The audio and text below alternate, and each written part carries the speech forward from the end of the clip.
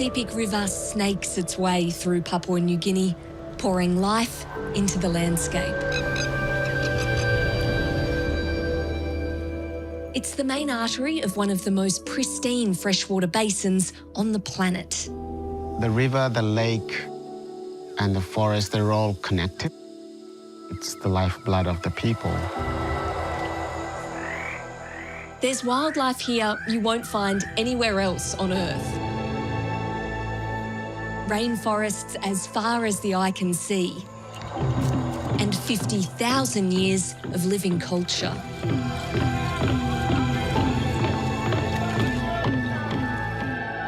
Some call it the second Amazon.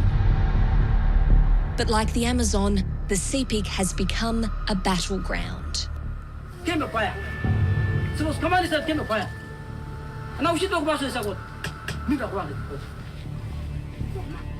PNG is the world's largest exporter of tropical round logs. In the Sepik, it's big business. So what do you see when you walk around these logs? I see a lot of money.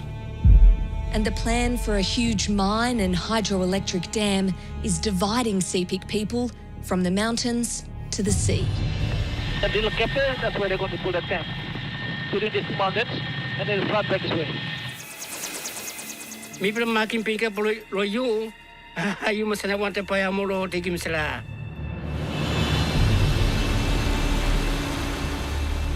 here want development, but they also want to protect the environment that sustains them and their culture. Can they trust the logging companies, the miners or the government? There's a battle shaping up on these waters.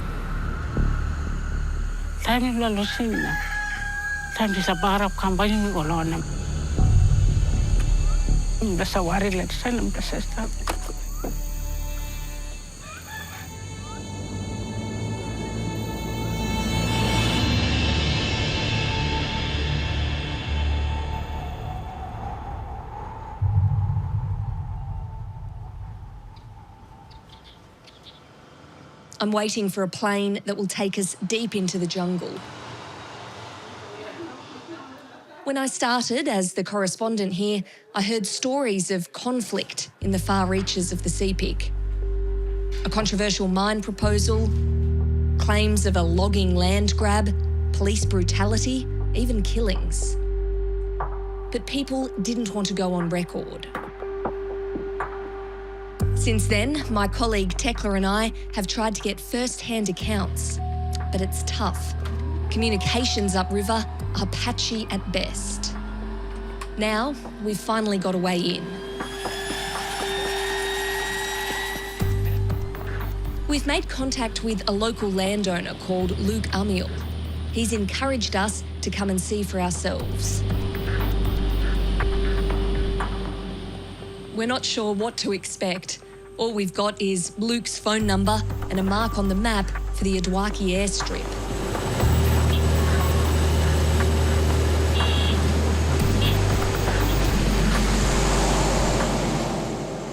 It looks like we've got a welcome party. The last plane that landed here was months ago. Morning, Chuagetta. Morning. There's no sign of Luke, but these people are going to take us to him. Look, I'm the place for you. I'm very excited. Thank you, Chu.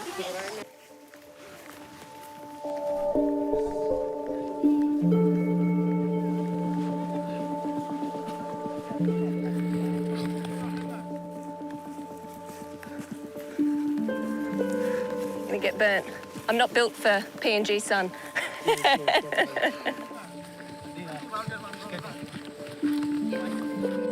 It's about an hour and a half's walk from the airstrip to the banks of the Yellow River, where we're told we'll continue our journey by canoe. You really do feel cut off out here. This is one of the most underdeveloped parts of Papua New Guinea. There are no roads in or out. Communications are very minimal. Services are all but non-existent. It is incredibly isolated, and you get the sense that if you wanted to get away with something out here, you probably could.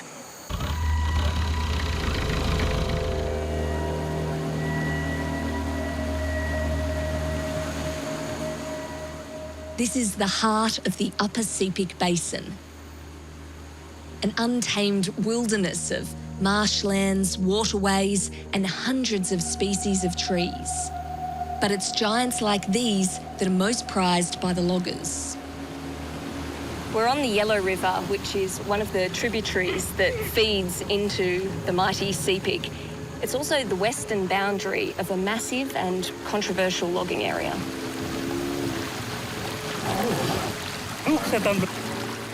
Around a bend in the river, we find Luke. Hey, Luke. For over 10 years, Luke's been a thorn in the side of the logging operations here.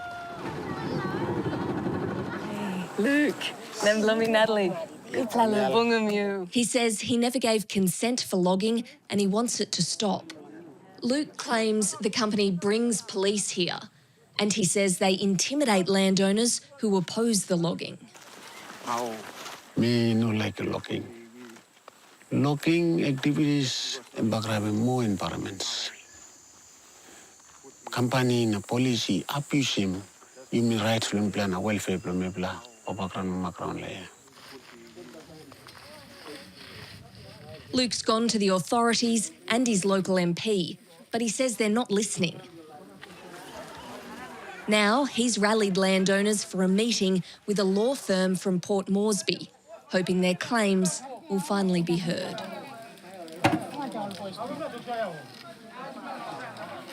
Crown blue. All car machine come inside. Now I'm more ripping you to go out the country blown. Skin peak or catina giving you. Meat la hapus a molkeke. You want to Gali? The landowners have gathered here at Yellow River High School.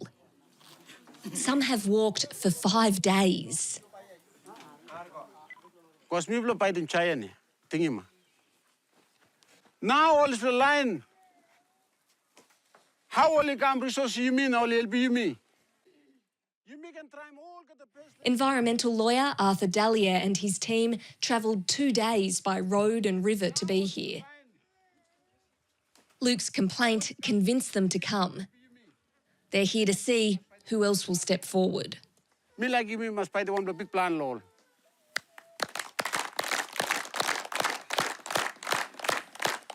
Thank you, Trulo Luke. You want them all boys blue on the ground. You play facilitate in Bislana. Me play come inside. Safe na come out of place. Thank you.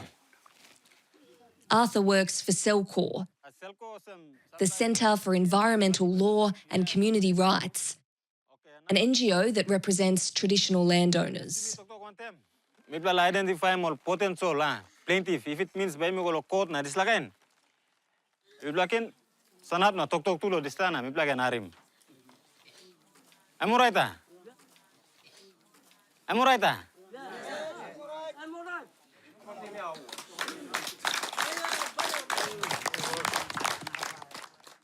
Can I say me on the chairman? Now, me never gonna sign the market. I have Giblomino, and not the man gonna market more so many sign him agreement. So, Papa Ground to no God. Police can't point to you give him set up. No God, pay look up the container.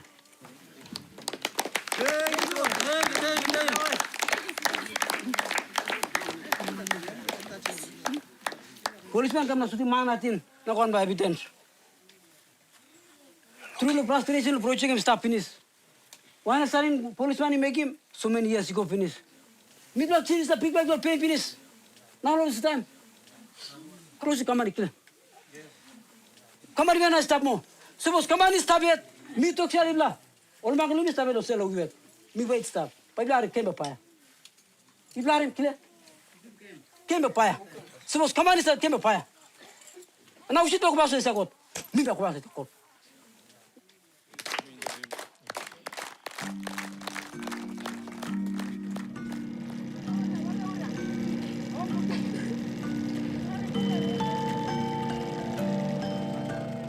Trouble here goes back more than a decade to when the Malaysian logging company Global Elite was granted access to more than 100,000 hectares of customary land. The company told us it obtained legal consent.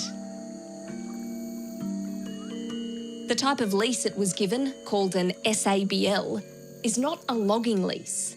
Cutting down trees is only allowed to clear the land for agriculture. The company says it had plans for rubber and palm oil, but they went up in smoke when landowners burnt down the nurseries. What we've been seeing is most logging companies are using that SABL under the Land Act to conduct logging operations. And it's for a period of 99 years. I imagine that's about 3 generations. And landowners, they will become spectators in their own land for 99 years. To get the SABL, the company had to detail how their project would benefit the area. They committed to improve health services and schools and build new roads. But locals say they haven't seen that here at Yellow River.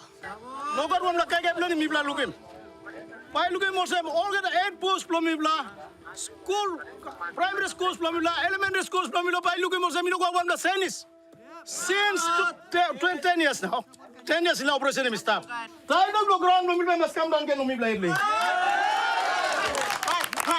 Now looking on long lobbies play blah. Emi biani maybe na wari blomi blah. Papa ground mama ground was a place them carrying go. Every now we see him not in him like go. Cry blomi blah. Use through the rasa I wara blomi blah na. Yes, right. That's all. Thank you. This is clearly a very unhappy community. There has been a lot of emotion on show in this meeting, a lot of anger, a lot of upset. There's been allegations of people not getting what they believe they're owed. There's also been a lot of allegations about police working for logging companies and abusing landowners.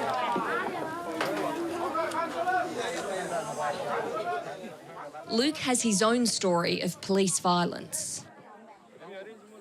Porque all get a whiskey, me teeth, me mouse, me mixing big la pagrap. La life, me risk. All put the can burn me, all like sagging me punan, all pushing me punan, but me only mine. Me talking more, me no criminal. All looking me lo condemn a little more 1 week.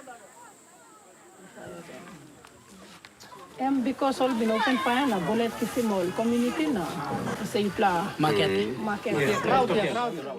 Landowner Narox Nanaro tells us a policeman brought in from Port Moresby shot into the crowd during an argument. Second man, I'm kissing there. My man paralyzed in cripple house. That man, I'm kissing there again. The crowd retaliated and killed the policeman. It was Narox's brother-in-law who was shot dead, a father of 4 young children.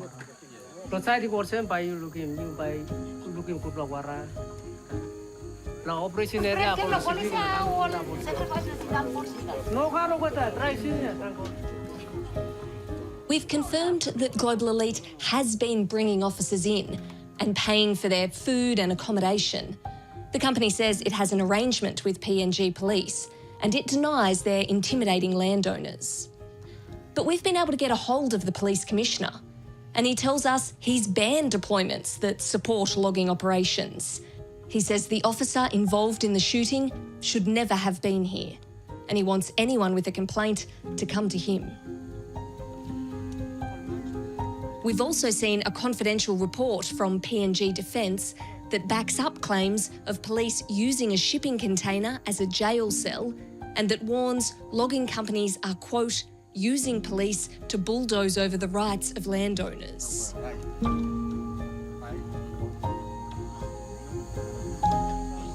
Imagine police doing that to the people who they are supposed to protect. Instead, they are protecting foreign interests, abusing or violating the people's rights, constitutional right. That's how these people are being treated by the police force, their own police.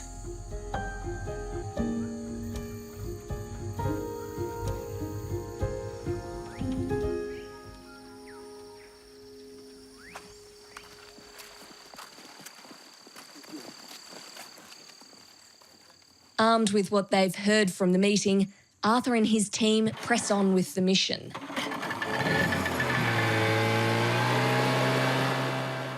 They want to see some active logging. So do we. We're heading downstream to meet with a landowner called David Vanimo. Although no one at the meeting spoke up for the company, there are people who've consented to the logging and are benefiting from it. David is one of them. He's invited Arthur to see the operation. So masin cutting po ko tamlo finish. Bukan ko finish kusti ba kan la Sepik. Emi ada selalu mesin ko kloro temo. Because all go block by block. Yeah, ko block by block. So anon baba krono sa senim consent no consent the block na kati diwa come out. The company says it has the proper landowner consents, but Arthur is investigating to see if they're following the rules. Land is communally owned. It's not owned by just one single person. So consent basically has to come from everyone. And the company is doing the total opposite by just getting individual consent forms from the people, and that's how they go in and cut trees. So, okay, 40,240. This is the log number 40,247. So these are the So this is more than 4,000 logs cut. more than 40,000 logs cut from this FC already. So this fella DY, Emmy belong low place below you. Like simpinis money name. No, diwaya mo stalahan block company now. David says Global Elite pays him 150 kina a fortnight, about 60 Australian dollars. Mi katupla Mary. Na mi katait pla piknini.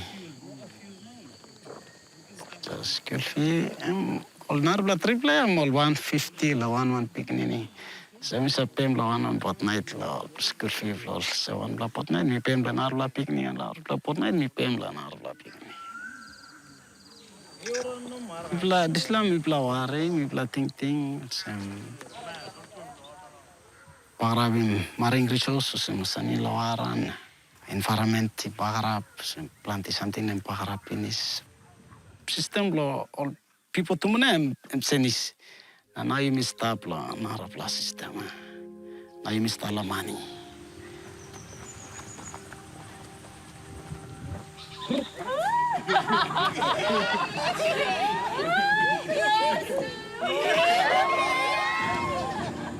We say goodbye to David and continue downstream.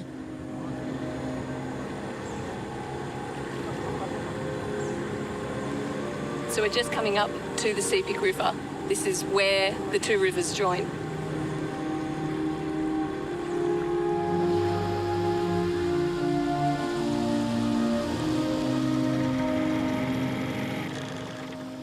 The engine cuts out, and suddenly I'm struck by the serenity of the river and how lucky we are to be here.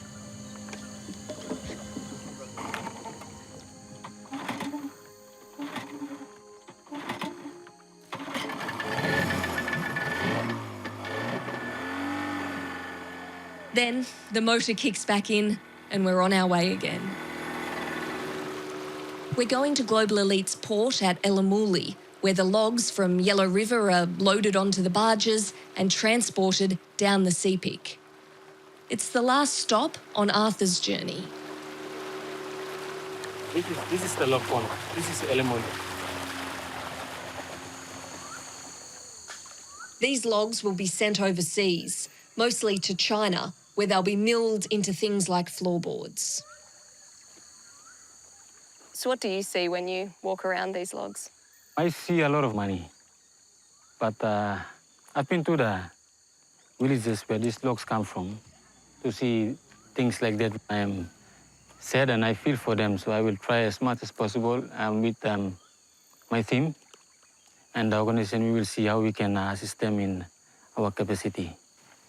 People are missing out. It's time to leave Arthur and take to the skies. We're in safe hands. I've flown with the pilot, Jan, before. The The chopper is the only way we can get to our next stop, Armour, in the mountains on the other side of the river. Global Elite and one of its partner companies have logged here too. But in the last few years, they've come up against one of the most powerful men in the Sepik. Mr. Wapanai. Recently re-elected MP, Johnson Wapunai. Good to see you, Mr. Wapanai. Thank you. After winning another term, Mr. Wapunai is back in the community that raised him, spruiking his credentials as the man who stands up to the loggers. Somebody needs to tell us what they need to invest after they harvest the log. That has never happened, so I wouldn't allow you to go move beyond where you started. So that's what happened. So they're going to go beyond. I've been elected the second time and I'm still in power for the next 5 years. They will not push me over.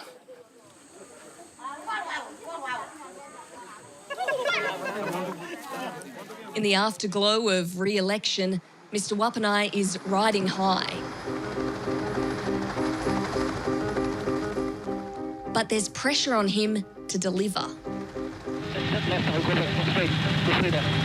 Straight to feet, I got you. His electorate is huge, stretching over 1 million hectares from Armour to the top of the Freda River, one of the Sepik's major tributaries. It's the proposed site for a giant gold and copper mine and hydroelectric dam called the Freda River Project. That little cafe, that's where they're going to build a dam. In these mountains, and then front back this way.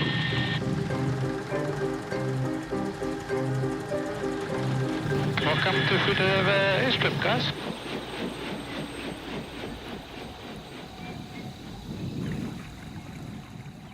Above these houses is a towering escarpment. That's where the dam is planned, designed to store over 1 billion tonnes of mine waste. That means a wall of concrete from that cliff to the mountain opposite. This area is vulnerable to earthquakes, and people against the project say a dam break would be catastrophic. But the developer is assuring people that keeping them safe is their top priority. Australian-based, Chinese-owned Panost says it's a nation-building opportunity worth $11 billion, with royalties and benefits for local landowners. Majority in the area, they want to develop place. They want the mine to come in so that they at least can get the spin-offs and do what they want to do. For me, I'm more on neutral ground. In the shadow of the proposed dam wall is the community of Paupe. The landowners here are known as the Payamo. Pastor Jacob. Hey. Hello. Hello. We meet elders Pastor Jacob and Rhonda Ayapani. Their father signed the original exploration permit back in 1964 that uncovered vast reserves of gold and copper.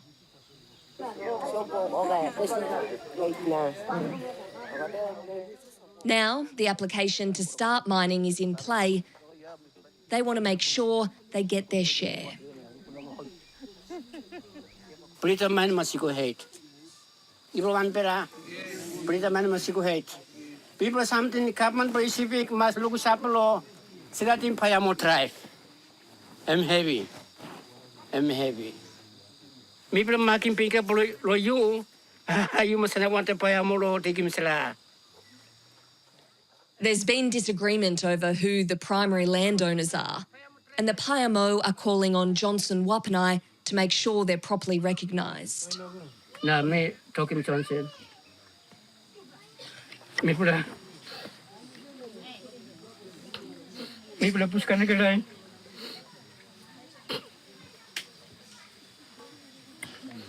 Na me no mas tu.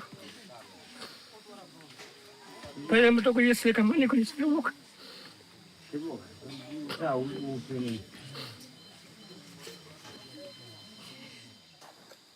Bila tok tengok di blok kata, online beri belah here, we sering sim casting vote lemi, now number 2 time we win ke, terus kata lah siapa dia lagi me, misal we plus kata lagi me, and we belah politik mesti wasim. Papua New Guinea memang lebih country. Ini people tu mas. Mine, mine auto corine mine natin. Mi plus tariri kaya rasla. Fuida mine am kam starting ya. Igo na bla kama biglan bla mari.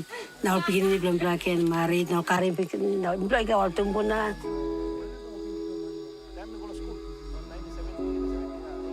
Na mika 25 lah tumbuna na amistad. Pero aliko sa man mas kamab na. Bibla mas lukim na people ang praday. Tatay mani kami sa mas kababorsem. All white man yet o kay northsem na yung stop. Because what I make him a good house, good passing, good something. Paisilip kirap long was. Oh, you walk about. If busy la sanap lo. Karap lo kalo, sanap lo pass up, like go finish. Because so win round, taso di go come na silip and kain or some stuck kain. Let them come up.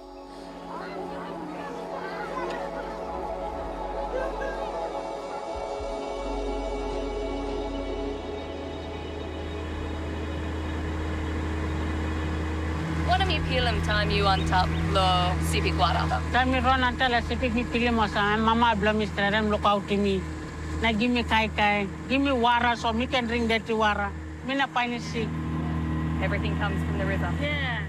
I'm on the middle Sepik, about 200 kilometres downstream from Pohnpei, with a crocodile and local elder Matilda Pinga.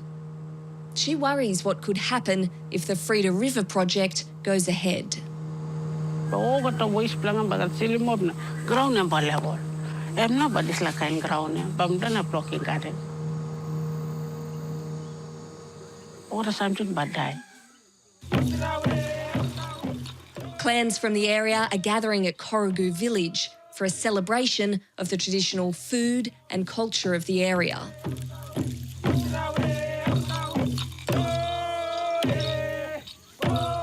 Corrigu traditional owner and activist Emmanuel Penny leads an NGO that campaigns against the Frida River project. Legally request us on Mibla talk. Mibla like independent body ba walk about one to Yubla na Yubla go law. Village to village, community to community na Yubla walking FP can. PNG has a terrible history of environmental destruction from mining projects. And Emmanuel says that means there's a real lack of trust. People there, of course, want to see development. But what these people forget is that all the rubbish and all the pollution, all the destruction would be carried by the people along the Sepik River.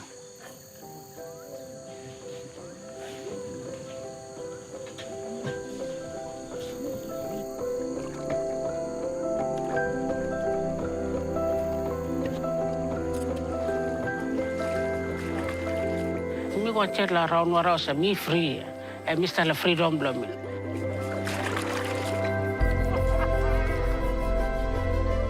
So missing out all me ribla kam. Me bla kaya boy mo sa kain ke story tingi me bla kaya daw na me bla la po chat stuff.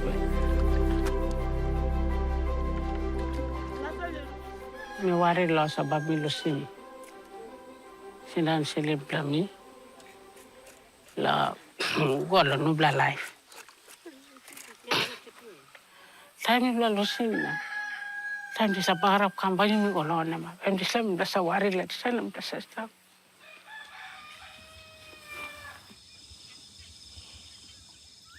We always get this where people just say, you NGOs are always complaining about this and you don't understand economics. And so what do you have to give to the people if you're going to say no, no, no? What people fail to see is that we actually do understand economics because we understand sustainable development from our Papua New Guinean heritage. Look at this. This is sustainable development. We've been able to thrive. We've been able to live. We've been able to sing and dance and be happy and be content with life and still have all of this. We have been doing this for more than 50,000 years.